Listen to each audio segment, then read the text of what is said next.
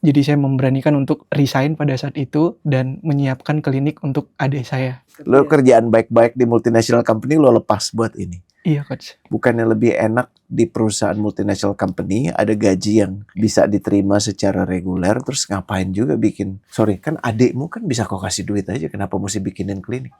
Coach kasih solusi. Jadi gini coach. Yes. Basic saya adalah seorang engineering.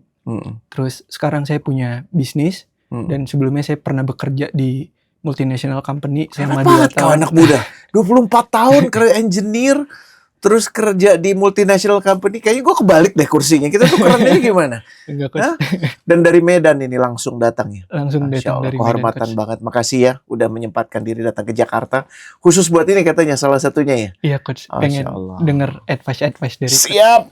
Jadi pertama ketika saya membangun sebuah klinik gigi. Klinik gigi? Iya coach. Engineer ngapain bikin klinik gigi? Ya ini klise sih coach. Saya pengen bisa berdampak banyak buat orang. Sekaligus nggak menutup kemungkinan dari segi bisnis juga saya cukup menjanjikan. Saya lihat di sisi itu gitu kan coach. Terus pada saat saya punya ideation itu dilarang sama kedua orang tua saya karena ya iyalah lo backgroundnya engineer terus mau bikin dokter gigi, gimana coba klinik dokter gigi? Kegilaan apa yang memicumu untuk bikin itu sih sebenarnya? Kenapa nggak bikin klinik engineering gitu loh? Karena kebetulan juga adik saya seorang dokter gigi, jadi saya pengen meringankan beban orang tua saya coach.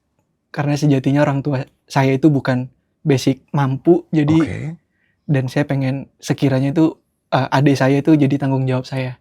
Pada saat tapi hebatnya orang tuamu hebat sekali, anaknya bisa kayak satu aja aku lihat udah kayak gini. Kerja apa orang tuamu?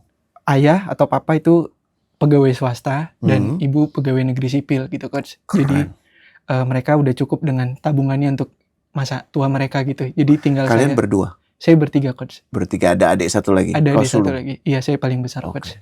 Satu lagi apa? Satu lagi masih jauh dari saya, masih SMA coach sekarang. Masih SMA, oke.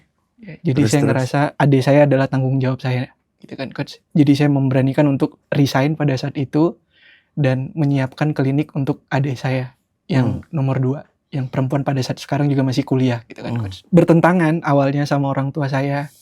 Iya ngebayang sih. Terus tapi lo kerjaan baik-baik di multinational company lo lepas buat ini. Iya coach. Boleh jelasin proses pengambilan keputusannya? Bukannya lebih enak di perusahaan multinational company ada gaji yang bisa diterima secara reguler, terus ngapain juga bikin kekisruhan hidup baru ini? Kan adikmu kan bisa kau kasih duit aja, kenapa mesti bikinin klinik? Iya, saya mikirnya adik saya itu akan jauh lebih sulit ketika nggak ada saya gitu coach. Kenapa? Karena ya ternyata klinik gigi tidak semudah itu gitu coach. Jadi saya menyiapkan klinik gigi untuk adik saya agar nantinya adik saya lulus bisa kerja dan udah punya tempat yang saya siapkan gitu coach. Tadi lu udah jadi anak ideal, sekarang lu jadi kakak ideal ya Allah.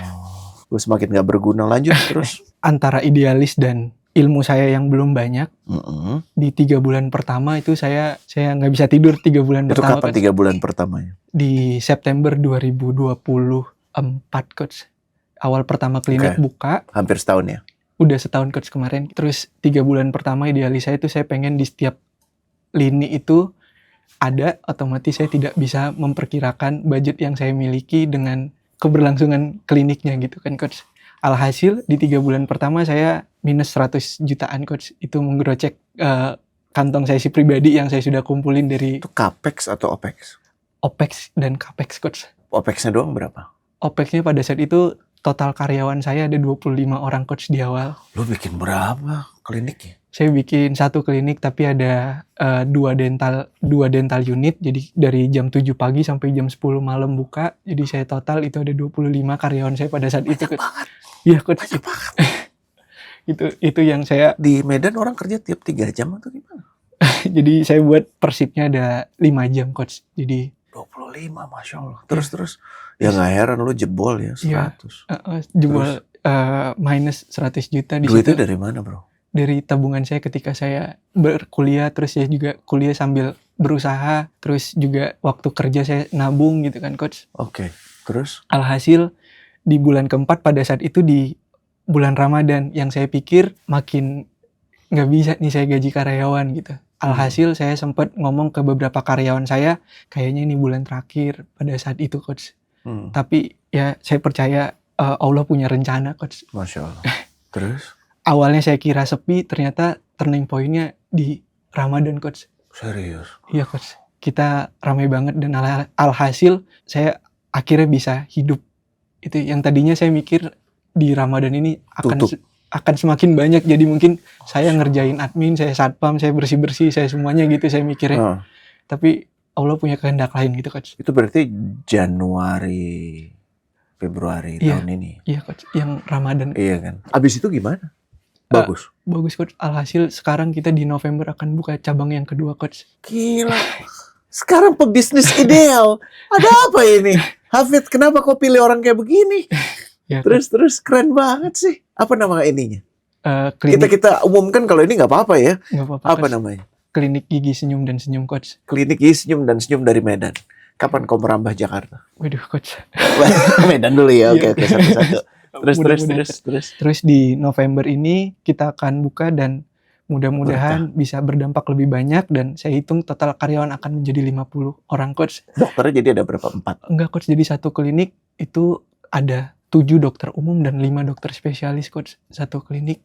Klinik bukan cuma klinik gigi berarti. Klinik gigi coach. Jadi klinik gigi itu ada dokter gigi umum dan ada dokter Bedah. gigi spesialisnya lagi coach. Dan yang di belakangnya anak umur 24 tahun. Gila. Terus. Kau udah punya istri belum? Belum coach. Gue yakin habis ini banyak yang lama. Aduh, coach. Kita buka aja nama dia gimana? Hafid boleh ya? Aman ya? Dibuka nggak apa-apa ya? Nggak apa-apa coach. Tuh nggak apa-apa. Oke. Terus. Gue ngelihat anak muda, sukses, Waduh, duit coach. ada, bisnis jalan, belum nikah tuh gregetan. Jadi kita cari. Mulai ada yang di ruangan ini kali ya? Siapa ya? Nanti kita cari deh. Pertanyaan saya nggak pengen coach mengecewakan lagi untuk di klinik yang kedua. Bagaimana mengatur idealisme terhadap sebuah keputusan agar saya bisa mengkurasi keputusan itu dengan tanggung jawab di kedepannya nanti coach. Pertanyaannya juga tingkat dewa nih. Gini ya. Kawan, kita sebut namamu aja ya. Iya, Siapa Coach. namamu tadi? Rafli coach. Rafli ya. Rafli gini, ada yang harus diluruskan sedikit. Tidak ingin mengecewakan bagus. Tapi percayalah, kita tidak bisa mengendalikan apa yang orang rasakan. Jadi kalau moodnya, kalau yang dituju objektifnya adalah tidak ingin mengecewakan semua orang, itu udah pasti tidak mungkin tercapai ya. Dan saya yakin tidak akan pernah bisa dicapai.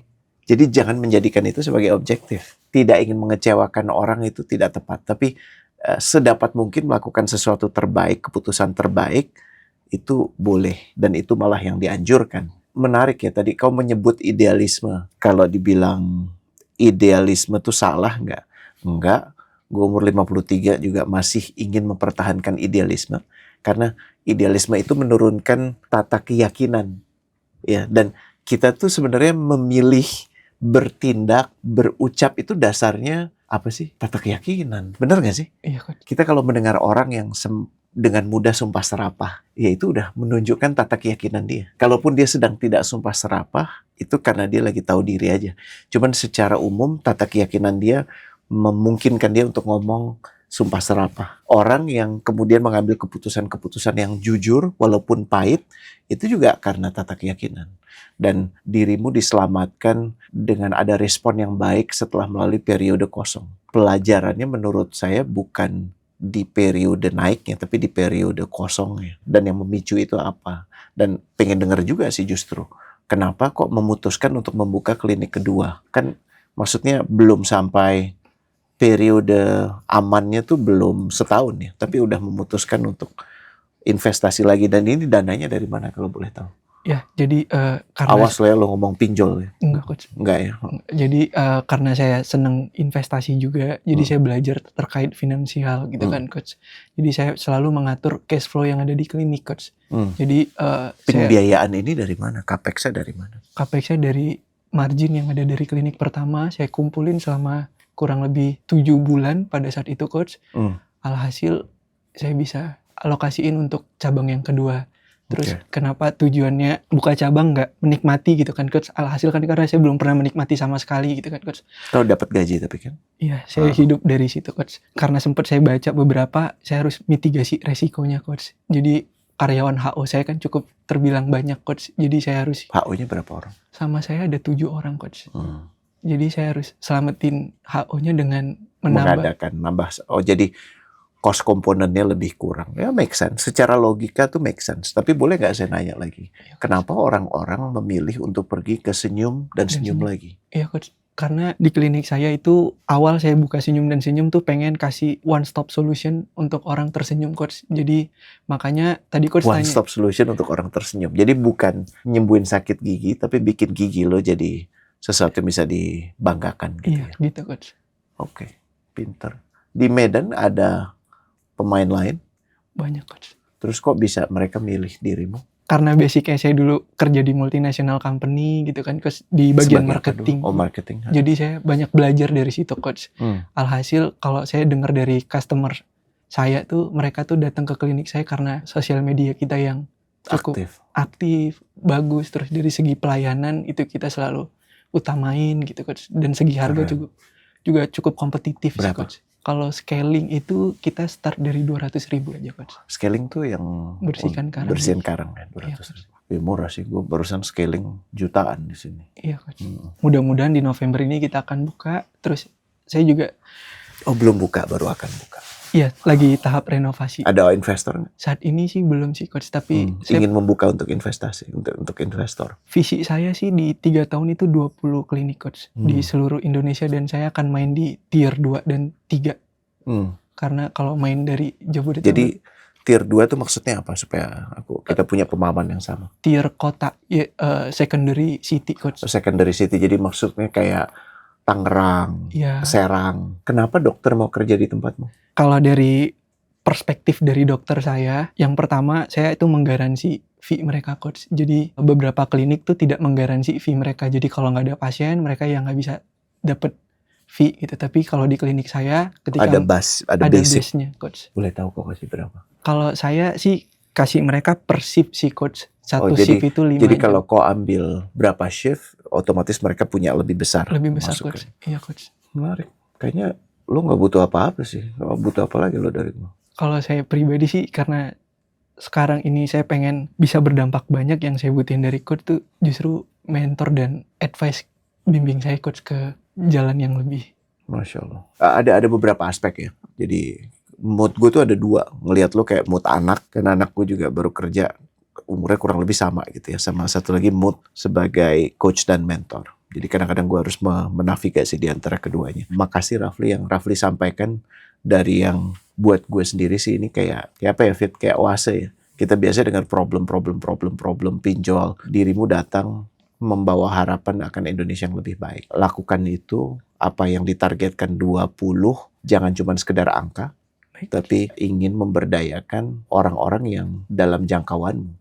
Saya bahkan usul ya kerja bareng dengan universitas. Jadi punya keterkaitan, kau sudah mulai grooming calon-calon dokter itu sejak mereka sudah di kedokteran. Sehingga bukan cuma mencari orang yang cari peluang untuk bisa dapat duit, tapi orang yang punya panggilan yang sama. Memastikan senyum itu bisa melekat di semakin banyak wajah orang Indonesia. Ini bukan urusan angka.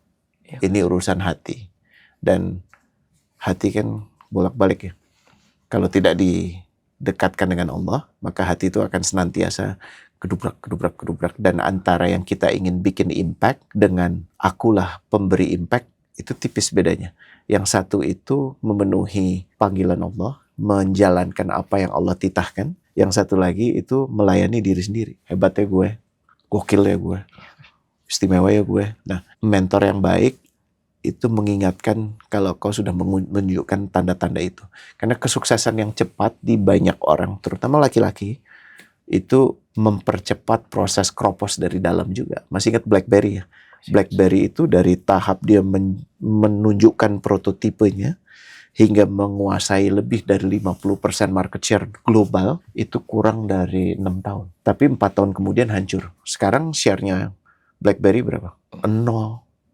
Jadi itu yang disebut sebagai one time wonder. Jadi cuma sekali go gitu. Nah, yang memastikan dirimu tidak jadi seperti itu, terus kembangkan diri. Jadi yang dikembangkan jangan cuma bisnisnya, tapi foundernya dan orang-orangnya. Ingat aja ada triangle, ada segitiga yang harus kau perhatikan. yang paling utama yang harus dikejar itu bisnis. Kayaknya kau melakukan satu formula yang baik sehingga bisa menyebar dengan cepat. Tapi apakah ini masih bisa diaplikasikan di kota-kota secondary lain? Harus diuji. Dan hati-hati, basismu harus kuat. Kalau kau mau keluar dari Medan, ya harus punya, kalau kita bicara Pareto, 100% pemasukan yang dari Medan itu 20%-nya bisa dialokasikan untuk ekspansi.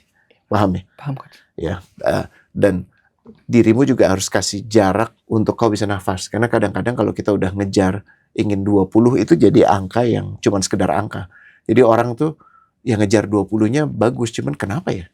Kenapa nggak 21? Kenapa nggak 200? Kenapa nggak 10?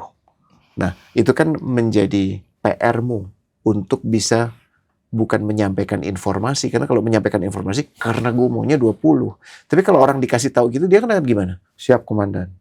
Kau jadi punya pesuruh. Tapi bukan punya orang-orang yang ingin menjalankan panggilan yang sama. Betul ya? Betul coach. Tapi kalau kau ngomongnya, kita lakukan ini, ada urgensi untuk memastikan senyum-senyum lebih banyak, gitu ya. Jadi itulah menjadi bisnis yang bukan cuman cuan full, Ya, tapi jadi meaningful.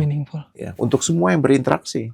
Ya, mulai yang paling gampang ya dirimu, keluargamu, adikmu, para dokter itu udah jelas, karyawan, tapi juga bahkan tukang parkirnya. Ya, jadi siapapun yang ada interaksi di sekitar situ tuh ngerasa gue lebih senyum deket sini. Ya, apakah mungkin kau menyediakan makanan, kopi gratis buat orang-orang yang ada di sekitar situ, gitu ya. Jadi mereka merasa adanya senyum dan senyum Iya, coach. itu berkah. Amin. Ya, itu bisnis. Jadi benahin dulu ini. 3 tahun pertama menurutku benar-benar harus memperkuat aspek bisnisnya. Dan itu harus dibukukan. Paham ya? Dibukukan itu artinya apa? Kalau mau dilakukan lagi, tanpa kehadiranmu bisa gitu, dan itu butuh dibukukan dengan baik, dan artinya kau harus banyak kerja bareng dengan orang. Aspek kedua namanya institusi.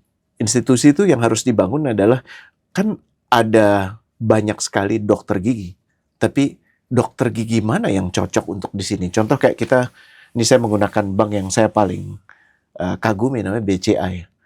Pernah bedain nggak sih masuk di BCA sama non BCA? Bukan mewahnya ya, tapi kecepatan pelayanannya, terus bagaimana sigapnya si satpamnya bahkan. Lihat ya, Iya, coach. itu dimulai dari proses rekrutmen yang sangat berhati-hati. Jadi nggak serta-merta siapa aja yang punya keahlian masuk. Jangan. Harus benar-benar memilih. Nah, itu institusi. Dan yang terakhir, baru kita bicara soal budaya. Menurutku ini butuh obrolan-obrolan lain, dan yang dirimu bisa lakukan adalah perkenalan dengan orang-orang lain. Ya, aku abis ini akan kasih beberapa rekomendasi. Pas kau di Jakarta, kau harus temui. Salah satunya dengan yang minjemin. Gue katanya dipinjemin nih baju enak banget dari Grebe namanya. Ya, namanya Triangga. Ya, kau juga ngobrol sama dia. Dia anak yang dia udah jauh lebih senior dari kau. Kau bisa belajar. Karena kau juga butuh teman main yang ada di sama itu jangkarmu. Karena gini, masuk ke bisnismu itu emang gampang-gampang susah, tapi mudah sekali orang masuk, relatif mudah gitu, dengan pemikiran yang sama. Jadi kau mesti punya dengan cepat menemukan kekhususan yang bikin ya kau jadi kayak BCA-nya klinik di gigi gitu. Apalagi di secondary city yang kayaknya orang nggak terlalu pikirin untuk kasih pelayanan, yang penting mangap, rasa sakit lo hilang gitu, betul kan? Iya, coach. Nah, ilustrasi itu yang perlu kau muncul. Aku sih senang banget. Ya, buat saya ini satu kehormatan, dan kau bisa datang ke sini, bisa interaksi dengan kita, dikasih solusi ya, dan kasih harapan buat satu Indonesia malah. Apalagi? Iya, coach.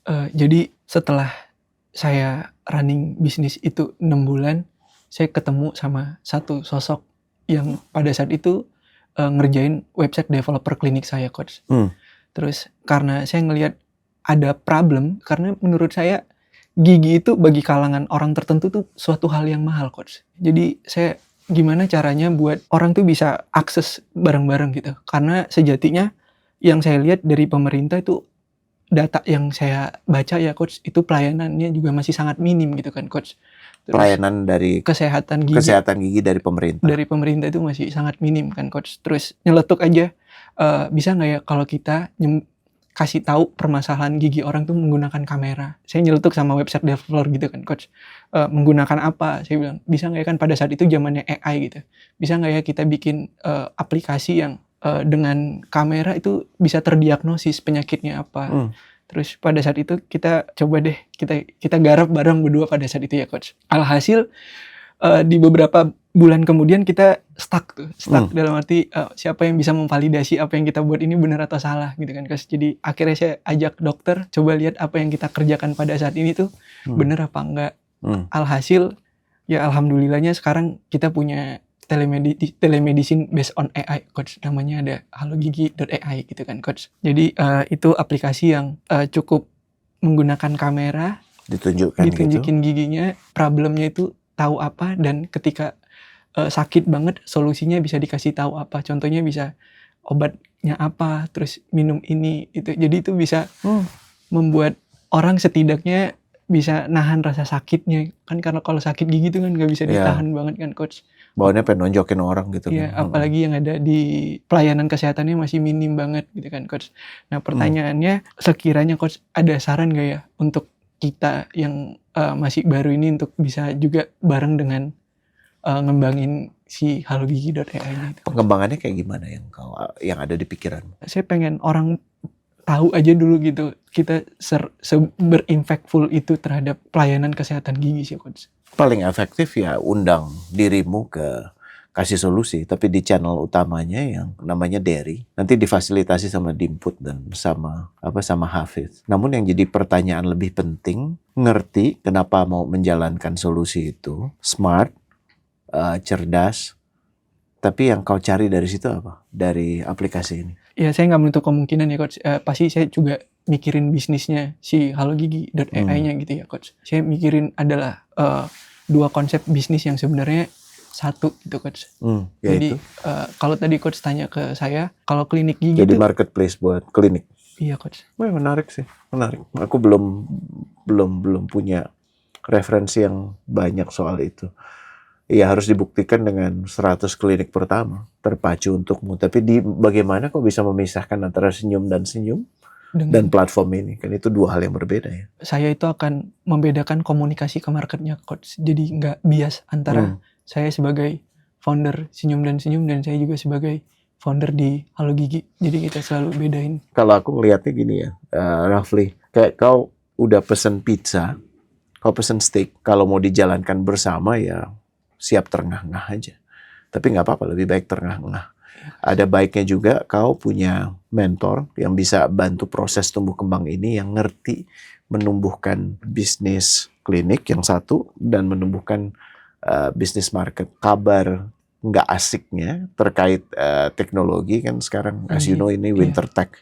Jadi banyak shifting yang terjadi sehingga orang investor tuh enggan untuk masuk ke sini kecuali ada satu pitch yang jelas. Walaupun marketplace selalu jadi hal yang menarik, cuman belum menjadi, kalau bacaanku dengan kesoktahuanku dari data yang aku belum baca, belum sampai ke titik yang orang benar-benar ngerasa nggak bisa enggak gitu. Orang masih tertangani dengan yang ada gitu. Dan ini siap-siap aja nih perjalanan 5 tahun masih end up gitu ya. Dia nggak mungkin waktu cepat sih, itu aja. Aku coba sambungkannya nanti sama beberapa orang. Terima kasih banyak coach. Apalagi, aman? Dari saya sih, saya butuh banget bimbingan sih coach. Ya nanti berkabar aja. Biasanya kalau respon lama dan kadang-kadang suka pakai voice note, mudah-mudahan nggak keberatan. Nggak apa-apa, tapi ingetin aja. Dan kau di Jakarta sampai kapan? Saya fleksibel aja coach, karena emang saya cari opportunity sebanyak-banyaknya. Tinggal di mana di sini? Di sini saya tinggal di Bogor coach. Kenapa Bogor? Di rumah keluarga coach. Oke. Kirain ngapain juga ke Jakarta, tinggalnya di Bogor, PR banget. Siap, menarik sekali ya. Nanti kita sambung lagi, tapi cepat-cepat nikah. Ya, dan cari calon yang baik.